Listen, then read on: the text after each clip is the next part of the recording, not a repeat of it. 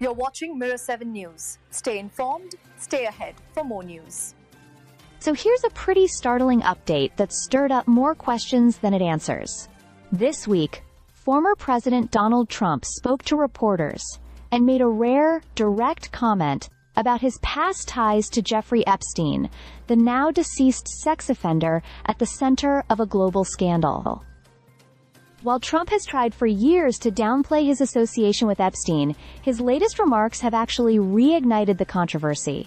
Here's what happened. Trump was asked about comments he made earlier in the week where he said that he had a falling out with Epstein because Epstein stole employees from his Mar-a-Lago resort. Now, that kind of vague accusation had people speculating.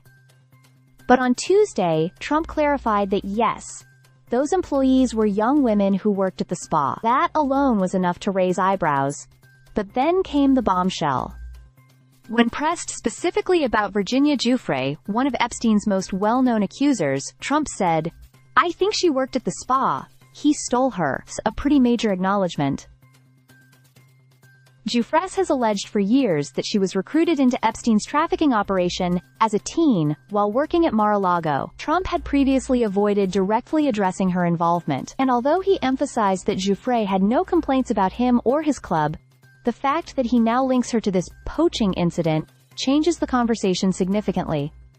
Back in 2019, Trump was much more evasive about the split with Epstein, suggesting it wasn't worth discussing. But in recent comments, he's described the rift as being driven by Epstein repeatedly hiring his staff, despite being told not to. Trump claimed he eventually kicked Epstein out of Mar-a-Lago entirely, calling him persona non grata, and saying, "Stay the hell out of here." Now, here's where things get even murkier.